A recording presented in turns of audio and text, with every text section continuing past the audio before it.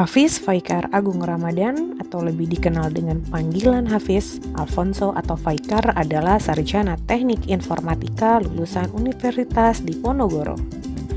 Faikar adalah seorang game developer, peneliti dan asisten dosen di sebuah perguruan tinggi swasta di Jakarta.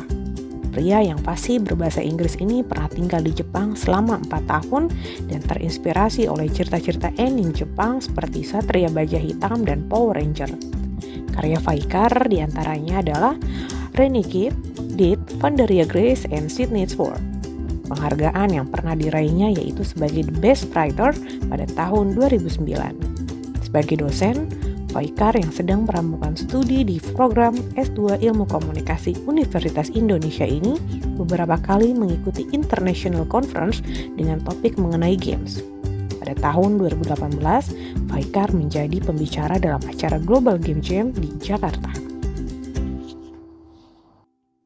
Narasumber berikutnya adalah seorang mahasiswi dari Universitas Amikom Purwokerto.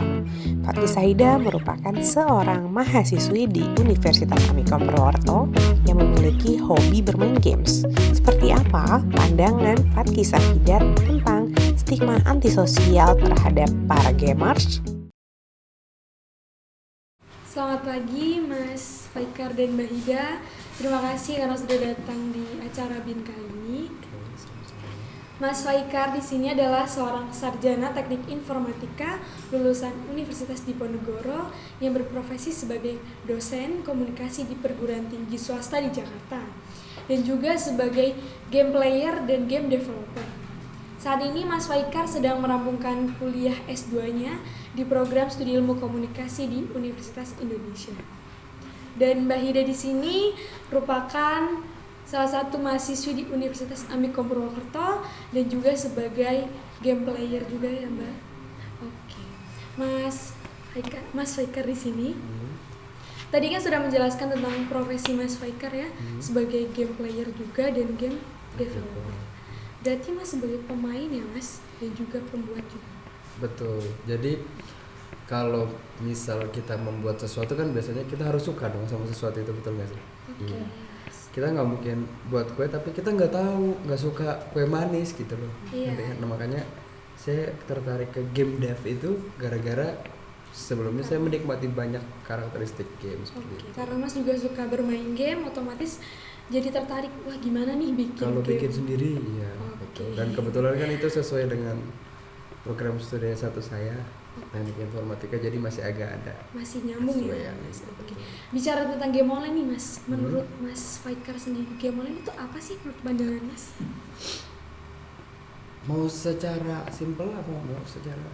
Boleh deh secara pandangan Mas aja, mau simpel. Jadi kalau misalnya kita cuma ngomongin game online ya game yang bisa dimainkan bersama-sama dari tempat yang berbeda di waktu yang sama. Oh jadi kayak bareng-bareng gitu Mas, meskipun beda-beda tempat tapi Bisa. mereka bisa kumpul bareng kayak gitu dalam satu forum Mas. Dalam gitu. satu platform. Oke. Kalau dari kacamata Mbak Hida nih, Mbak Hida kan seorang player ya kan Mbak? Dan itu suka game itu dari kapan sih Mbak main game? Sebenarnya suka game itu dari kecil, dari kalau nggak salah itu waktu SD kali ya. Dulu itu kan SD itu masih terkenalnya masih Nintendo, PS itu apa ya? Pertama main itu main Nintendo apa ya? Mario Bros itu. Itu dulu waktu masih kecil tuh suka main itu, terus akhirnya karena kesini karena udah terbiasa main game, jadi suka main game. Jadi Mbak suka banget main game. Suka. Itu sekarang itu game yang paling Mbak suka itu apa? Sekarang yang masih dimainin itu Chess Rush sama Assassin's Creed. Walaupun Assassin's Creed itu game lama, tapi karena baru bisa main, jadi lagi mainin. Oke. Dan dengan boleh nih Mbak sedikit menyinggung tentang visual Mbak Hida tersendiri ya. Iya. Karena kan seorang game itu biasanya laki-laki ya Mas. Sedangkan visualnya Mbak Hida itu kan hijabers, ya kan, ukti gitu. Iya. Dan apa sih yang menjadi motivasi tersendiri Mbak Hida untuk bermain game dan punya merasa apa sih ketika bermain game? Sebenarnya gini, kebanyakan orang tuh mikir game itu kan lebih ke arah negatifnya ketimbang positifnya. Oke. Kalau saya sendiri tuh lebih ngambil ya positifnya aja. Kan sekarang gini, saya kuliah di teknik informatika gitu.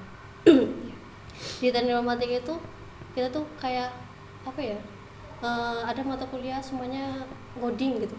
Kita tuh ada tugas ngoding, capek-capek mikir gimana caranya supaya biar semangat lagi gitu. Ya udah main refreshing, main game lagi gitu, main game bentar, habis itu ngerjain tugas lagi kayak gitu terus akhirnya ya maksudnya nggak jenuh gitu. Oke, jadi sebenarnya itu hanya untuk merefresh otak dari Mbak Hida supaya nggak jenuh dengan kegiatan-kegiatan kuliah yang ngoding dan Yang ngoding dan sebagainya. Jadi ada refreshing buat ngegame supaya lebih menarik ya. Iya. Dan dari Mas Faikar tadi juga kan seorang player juga ya Mas. Itu sejak kapan sih suka bermain game juga tuh Mas? Itu dari waktu komputer masih Pentium 1. Lama banget. Iya, masih lama banget. Waktu itu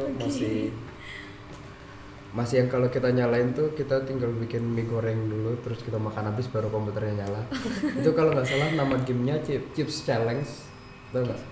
Chips Challenge itu ada di semua Windows untuk Pentium 1, Pentium 2 dulu gamenya itu, dan kebetulan gamenya memang sangat susah tantangannya, jadi sampai 4 tahun ke depan masih main game yang sama begitu. Oke, dan kalau sekarang tuh lebih suka sama game apa tuh Mas? Kalau sekarang saya ngikutin apa aja yang baru-baru, masih sempat lihat-lihat. Saya nggak sabar nungguin ini Final Fantasy 7 Remake. Ada yang tahu nggak di sini? Iya. Jadi Final Fantasy 7 itu benar-benar membekas di hati karena waktu itu main pas SD, benar nggak? Iya. Dan sekarang semua orang juga kayak begitu muncul, wah ada Final Fantasy 7 lagi dengan desain yang baru dan gambar yang baru, itu bikin ya udah nostalgia banget gitu. Dan kalau kesenangan tersendiri Mas bermain game itu apa? Atau motivasinya Mas bermain game? Motivasi bermain game itu karena kita bisa menjadi karakter yang lain sama di dunia nyata. Kayak mbaknya ini Ukti, tapi mungkin kalau dia main game Mobile Legends sebagai Karina, dia merasa dia seorang assassin. Yes. Jadi menjadi seperti apa yang dia sukai dalam game. Iya, betul. Oke.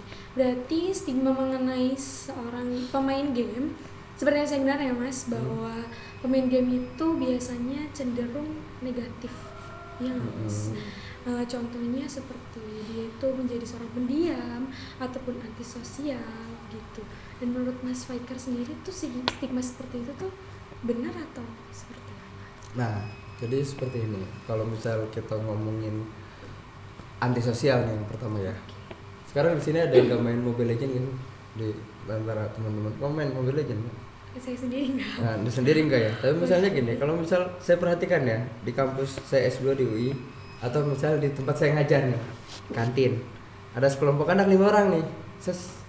Buka HP semua kan, ayo main Mobile Legends, main bareng. Oke. Terus seru ambil ngomong bahasa ilmiah ya kan, gitu kan. Oke. Ya, Oke, boleh. ada satu orang yang gak ikut main kan, Iya. yang antisosial yang mana? Ya satu orang yang tidak mengikuti itu.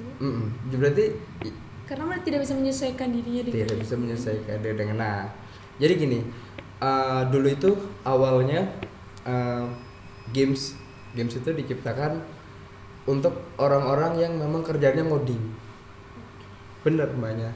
Dulu pertama bikin, jadi dulu cuma dia naruh, jadi ada berapa kalau nggak salah itu korek api, terus dia naruh korek api, ntar komputer nyesuaiin gitu-gitu dulu intronya gitu.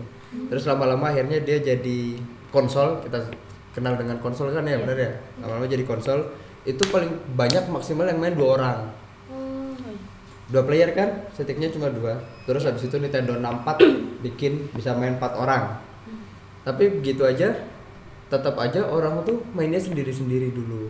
Makanya akhirnya stigma, wah gamers tuh antisosial ya. Iya. Karena dia udah terlanjur masuk ke dalam si gamenya itu kan. Udah terlanjur masuk dalam dunianya. Dalam itu disebutnya kalau misal dalam bahasa istilah komunikasi itu simulacra.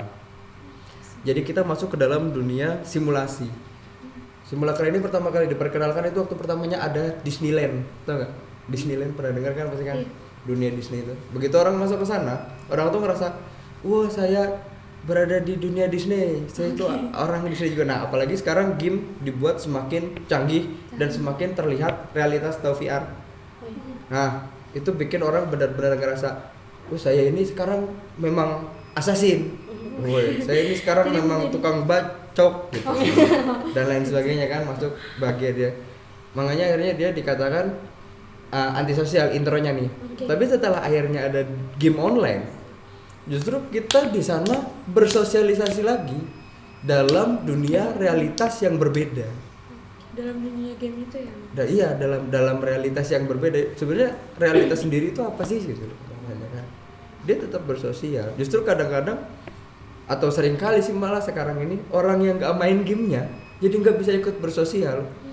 Jokesnya nggak dapat. Gitu, karena kayak beda frekuensi gitu ya, Mas. Antara satu pemain game, satunya enggak. Jadi kayak kurang nyambung gitu. Betul. Oke, jadi sebenarnya dari negatifnya itu hanya cuma sekedar ketika mungkin dia bermain game, dia lupa, akhirnya terlalu asik, mungkin jadi dia pendiam dan jarang ngobrol sama orang. Mungkin seperti itu ya, Mas. Itu tergantung juga. Kita lihat dari sudut pandang yang mana. Kalau misalnya tahu yang kasus yang orang Korea meninggal gara-gara main game 72 jam non-stop. Ya, itu dia karena memang terlalu asik dan menjurus ke sana. Tapi sekarang kalau misalnya kita lihat ya, semua game terutama yang platformnya Android ya, sekarang kan yang lagi musim platform Android, udah Dota itu udah player hilang. Ada yang main Dota di sini? Tahu Dota? Tahu kan? Beberapa player Dota itu hilang karena sekarang beralih ke game Android gitu. Pakai PC kan, pertama PC itu mahal, yang kedua dia tidak fleksibel, nggak mungkin kamu di kampus bawa komputer main Dota, nggak bisa kan, jadi mainnya pakai HP. Nah sekarang hampir semua game developer itu memikirkan itu gimana caranya biar orang atau pemain game tidak terlalu larut di situ. Mobile Legends itu maksimal satu pertandingan paling 20 menit, 30 menit lah ya, paling lama 30 menit. Jadi pas lah waktu makan siang, dah main selesai. Terus kalau misalnya kita main Chess berapa menit? Chess sama kayak Mobile Legends, hampir sama. Sekali. PUBG juga begitu dan lain sebagainya. Memang dibikin agar orang tidak bisa larut terlalu dalam dan selalu diberi peringatan, main game secukupnya, harus beristirahat dan lain sebagainya. Gitu. Karena memang kebutuhan untuk istirahat, makan dan minum itu memang sudah kebutuhan primer ya, Mas. Jadi tidak boleh karena kita main game jadi lupa untuk istirahat dan sebagainya. Oke, dari Mbak Hida, tadi kan udah dijelasin sama Mas Faikar nih. Kalau dari Mbak Hida sendiri kan pelaku juga kan pemain game gitu. Dan tentang stigma negatif tadi tuh, itu Mbak Hida tuh gimana sih responnya? Apa emang benar gitu? Mbak Hida jadi pendiam atau antisosial atau seperti itu? Kalau saya pribadi itu, saya itu sebenarnya introvert dari dunia introvert. Jadi kalau kalau sebenarnya sosial ke orang itu lumayan susah, soalnya saya emang orang introvert. Cuman karena dari game itu saya tuh sosialisasi dari game online, saya pun bisa kenal sama orang-orang yang bahkan dari orang luar negeri, dari beda beda kota segala macam. Saya juga kenal tuh dari game gitu. Jadi saya sosialisasi, ternyata di game juga bisa sosialisasi walaupun memang di balik layar ya. Tapi karena sebenarnya balik lagi ke pribadi masing-masing, mau dia jadi ansos atau enggak, sebenarnya balik lagi ke diri mereka gitu. Kalau saya sendiri, karena memang walaupun saya introvert, saya sadar gitu, kan yang namanya sosialisasi kan penting ya di dunia nyata gitu. Jadi gimana caranya supaya saya tuh bisa speak up di depan orang. Jadi saya ngalihin diri saya tuh, saya paksa diri saya supaya bisa ngomong di depan orang banyak itu, kayak semuanya ikut OSIS, ikut apapun lah, kayak organisasi supaya bisa nggak antisosial lah. Berarti Mbak Ida sendiri tetap berusaha ya agar tidak menjadi seorang introvert tadi, dan dengan cara Mbak Ida itu masuk ke organisasi supaya Mbak terbiasa ngomong di depan orang banyak, gitu. Berarti Mbak Ida termasuk udah berusaha sih. Udah berusaha supaya kan kalau kadang apalagi introvert suka main game, udah pasti udah pandangannya ini orang udah antisosial gitu. Oke. Padahal emang nggak kayak gitu juga. Sebenarnya tergantung pribadinya masing-masing gitu. Oke Mas Faikar dan Mbak Hida, nanti kita akan lanjut lagi pembahasannya dan tetap bersama saya Mauzatul Latifah di Bincang Inspiratif.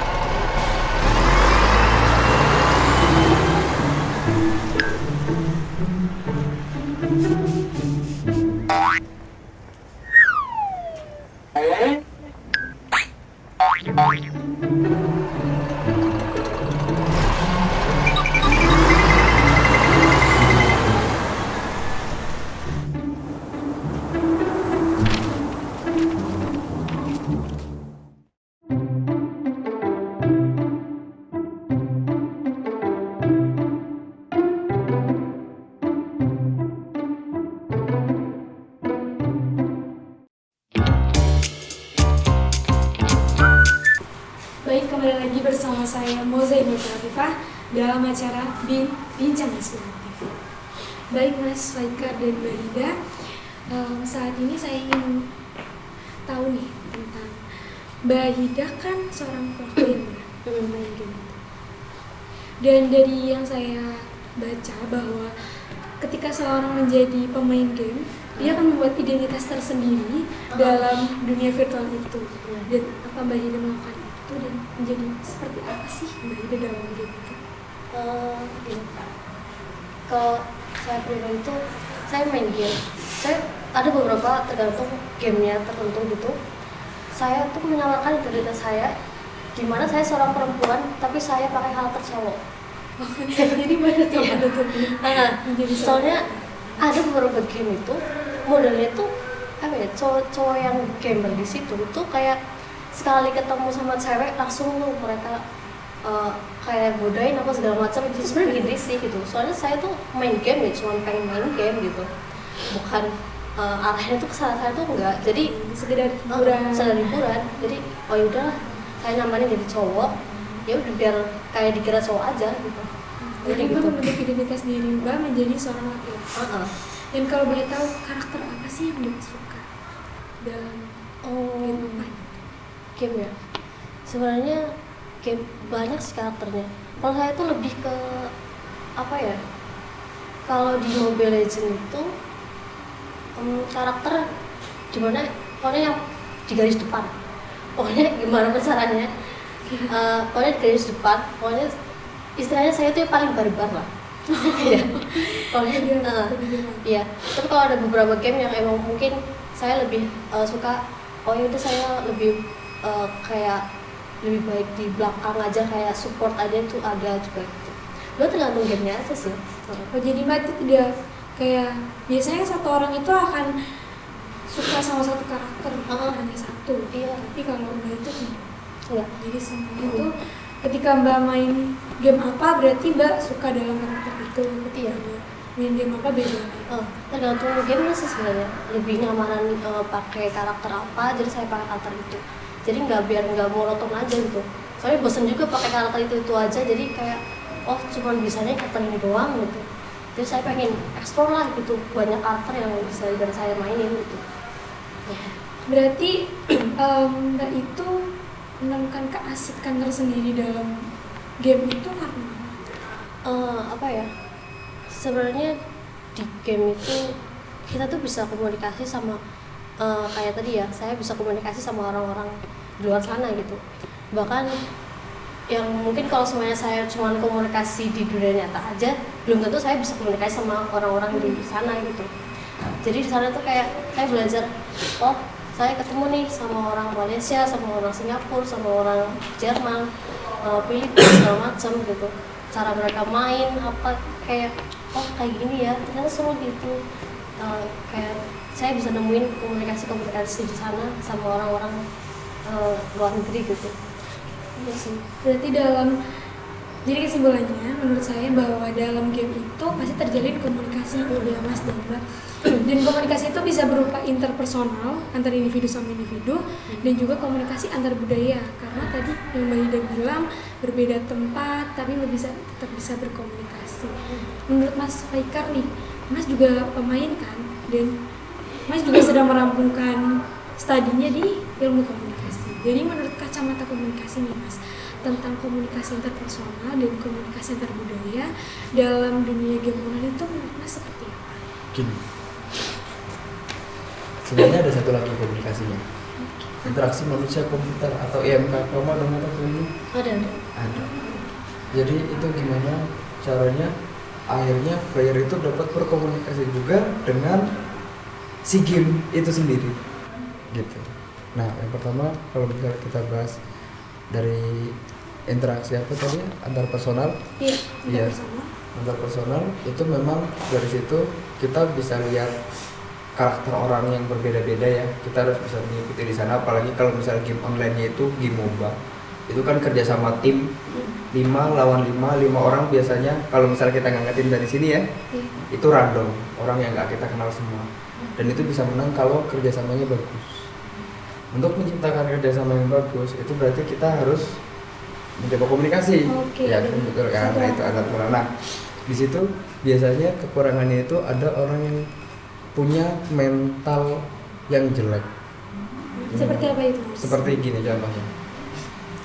Kalau misalnya yang main Dota atau main Mobile Legends deh, udah ada yang milih carry, terus ada satu orang lagi milih carry. Udah, yang lain langsung, udahlah kita carry semua. Jadi pemanas semua nih, pemanas semua. Tas, 4 detik kalah. Semuanya pengen mana gitu kan, nggak ada yang depan lah gitu contohnya. Nah itu kan gimana cara kita bisa mengkomunikasikan, gimana cara kita bisa mengerti orang lain, oh orang lain udah pakai ini gitu, berarti kita harus pakai ini, ya kan. Terus nah masalahnya komunikasi yang kita lakukan di dunia nyata dengan yang di game juga berbeda. Kalau di dunia nyata itu kita ngomong, lu jangan pakai ini bangs, itu tuh udah langsung wah ini orang ngegas gitu, wah ini orang ngegas, terus akhirnya Stigmanya pasti negatif. stigmanya negatif, wah ini orang keras. Tapi kalau misalnya di game ngomong kayak gitu tuh wajar kok, wajar. Semua orang melakukan itu, bahkan cewek. Dan Mas Faikar melakukan itu juga. Kalau saya biasanya karena pakai voice, Oke. ya pakai voice on itu loh, apa voicemail ya, voicemail sebetulnya. Jadi langsung ngomong gitu, Oh. ganti, ya, gitu doang, nggak sampai ini. Jadi alhamdulillah belum sempat ngomong hal ilmiah langsung. Nah, gitu. Nah terus kalau misalnya ngomongin tadi antar budaya, ngomongin antar budaya itu begini. Kalau misal main Mobile Legends mungkin masih satu Asia dan kebanyakan pemainnya orang Indonesia ya. Kalau misalnya kita mainnya di server Asia 2 itu orang Indonesia. Tapi kalau kita mainnya sudah Dota atau Ragnarok itu biasanya kita ketemu sama orang asing juga. Nah di situ kalau misal di sini masih ada yang main Dota nggak sih atau pernah main Dota? Di sini nggak ada ya. Itu yang biasanya orang Pinoy langsung walang putang. Wah. Itu apa itu, Mas? Nah itu saya juga pertama nggak tahu nih. Pertama kan kita nggak tahu. Tapi terus abis dia ngomong walang putang terus dia langsung maju ke tengah terus tuh sengajain mati gitu. Nah itu kan berarti wah dia tidak bisa menghormati budaya yang lain gitu loh. Mungkin jadi gini, kalau misalnya saya lihat orang Indonesia kalau main itu kebetulan misal temen nih selain aja udah emang salah sih, tapi memang biasanya gitu mainnya. Jadi misalnya dia ada 3 titik nih, karena dia kenal ya udah berdua di kanan aja terus berdua karena udah kenal.